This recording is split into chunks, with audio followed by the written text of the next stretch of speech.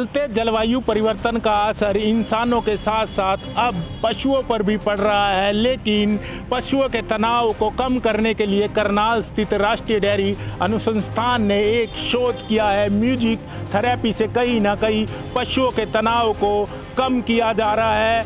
बात अगर संस्थान की करें तो पहले भी संस्थान कई तरह के शोध कर चुका है। इसी कड़ी में जो है अब एक और नया शोध किया है, जिसमें जो है पशुओं का तनाव कम करने के लिए म्यूजिक थेरेपी अपनाई जा रही है। तस्वीरें आप देख सकते हैं कि इस म्यूजिक की आवाज़ को सुनकर पशु जो है आसानी से अपना चारा खा रहे हैं। वहीं बात करें तो वैज्ञानिकों का साफ तौर पर यही कहना है कि इस थेरेपी के बाद कहीं ना कहीं पशुओं के दूध देने की क्षमता भी बढ़ी है। और वेदों में भी लिखा गया है कि भगवान कृष्ण जब बांसुरी बजाते थे, उनके पास जो है गौओं का झुंड इकट्ठा हो जाता था और कहीं ना कहीं उस समय भी जो है गौएं जो है अपने आप को तनाव मुक्त करती थी, जिसके चलते करनाल स्थित राष्ट्रीय डेयरी अनुसंधान ने इस तरह के शोध को अपनाया है और कहीं ना कहीं इस तरह का शोध कामयाब होते हुए नजर आ रहा है। वीडियो जर्नलिस्ट अजय के साथ करनाल से कमल की रिपोर्ट।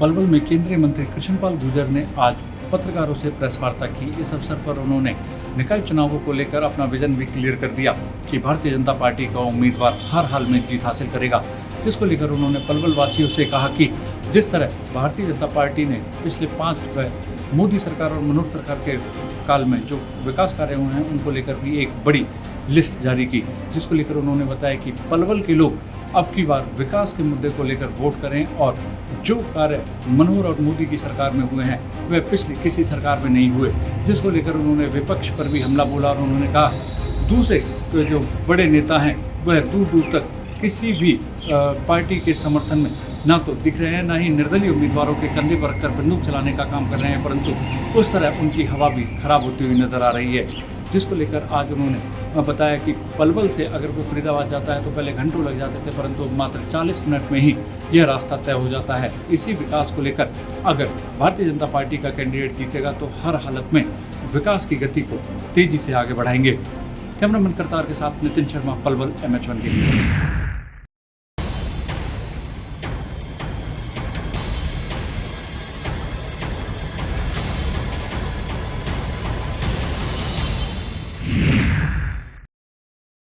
युवक को बचाने के चक्कर में उस समय एक आल्टो गाड़ी 3 पलटियां खा गई और लगभग 50 मीटर तक वो रेंगती हुई गई और उस आल्टो गाड़ी में सवार एक महिला की दर्दनाक मौत हो गई। आपको बता दें कि मौत इतनी भयंकर हुई कि महिला का धड़ जो है वो अपनी गर्दन से ही अलग हो गया और जिसकी सूचना वहां से गुजर रहे ग्रामीणों ने पुलिस को दी। मौके पर पहुंची पुलिस ने उसे रेवाड़ी के ट्रॉमा सेंटर पहुंचाया, लेकिन जब तक वो चिकित्सक उसे देखते उससे पहले ही वो दम तोड़ चुकी थी। उसका पति रेवाड़ी के ट्रॉमा सेंटर के अंदर उपचाराधीन है। पुलिस ने 174 की कार्रवाई करवाने के बाद शव का पोस्टमार्टम करवाया और शव परिजनों को सौंप दिया। श्याम बाटला, MH1 न्यूज़, रेवाड़ी।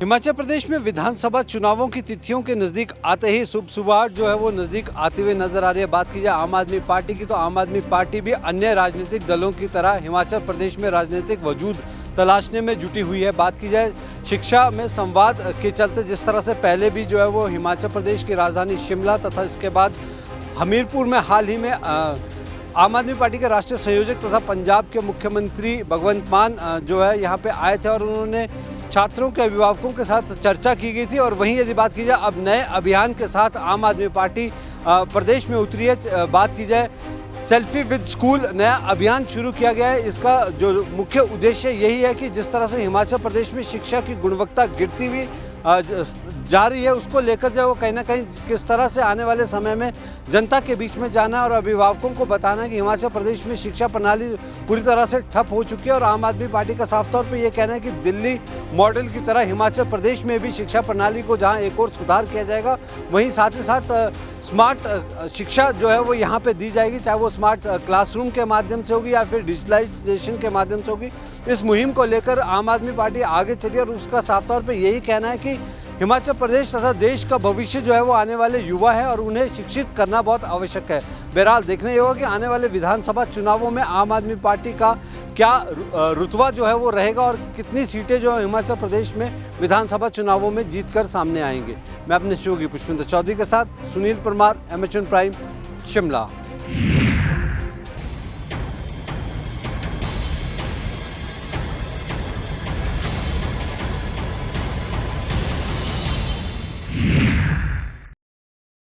मुख्यमंत्री योगी आदित्यनाथ की अध्यक्षता में उनके सरकारी आवास 5 कालिदास मार्ग पर कैबिनेट की बैठक संपन्न हुई। इस कैबिनेट की बैठक में कई अहम प्रस्तावों को मंजूरी मिली। सबसे पहले जुमे की नमाज के बाद प्रदेश के कई जिलों में हुए हिंसक प्रदर्शन और उसके बाद सरकार द्वारा की गई कार्रवाई के विषय में चर्चा की गई। इसके बाद बारी थी सरकारी कर्मचारियों की। सरकारी कर्मचारियों के तबादलों की नीति पर मुहर लग गई। अब ये तबादले 15 से 30 जून के बीच में किए जा सकते हैं। इसके पश्चात बारी थी नवयुवकों की और बेरोजगारों की। उनको खुशखबरी देते हुए कैबिनेट ने पुलिस के 40,000 पदों पर भर्ती की नीति पर मुहर लगा दी। और तत्पश्चात अब बारी थी पीने पिलाने वालों की, यानी कि शाम की दवा वालों की। उनके लिए सबसे बड़ी खुशखबरी की बात यह है कि वो अब अपने आवासीय परिसर में ही बार खोल सकते हैं। इसके लिए उन्हें लाइसेंस लेना पड़ेगा।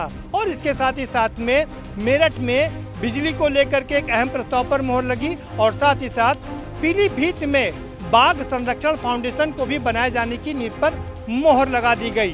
Pradeep Vishwakarma, MH1 news, Lucknow. आज़ादी के अमृत महोत्सव के तहत उत्तर प्रदेश के अंदर वेलनेस टूरिज्म को किस तरीके से बढ़ावा दिया जा सके, किस तरह उसको प्रमोट किया जा सके, दुनिया के अंदर इस बात को कैसे लाया जा सके कि उत्तर प्रदेश वो जगह है जहां पे लोग आकर प्राकृतिक तरीके से खुद को ठीक कर सकते हैं। इसको लेकर एक प्रदर्शनी लगी है।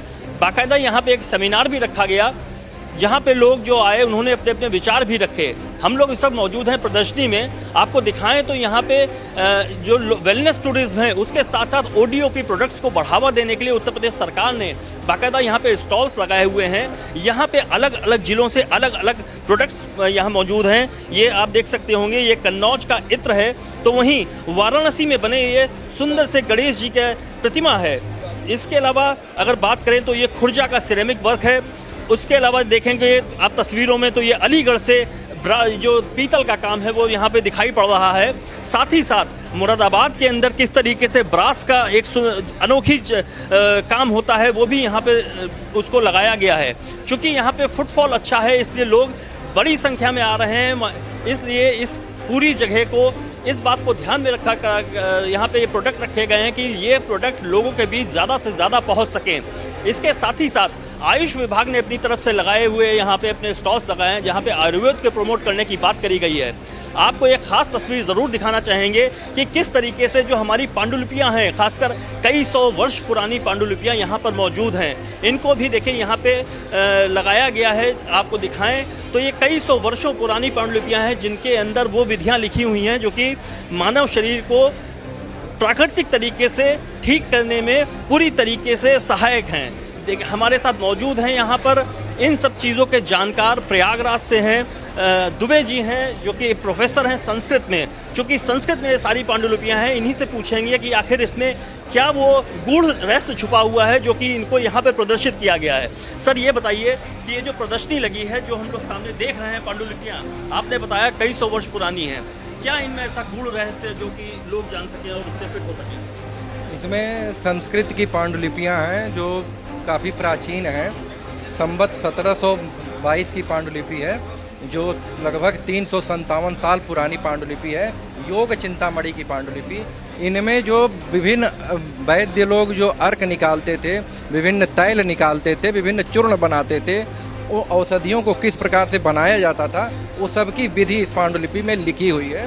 उसके बाद यह भिन्न पथ्यापथ्य संग्रह, रोग में क्या पथ्य है, क्या अपथ्य है, क्या खाना है, क्या नहीं खाना है, यह सब हमारे आयुर्वेदिक पांडुलिपियों में संरक्षित है।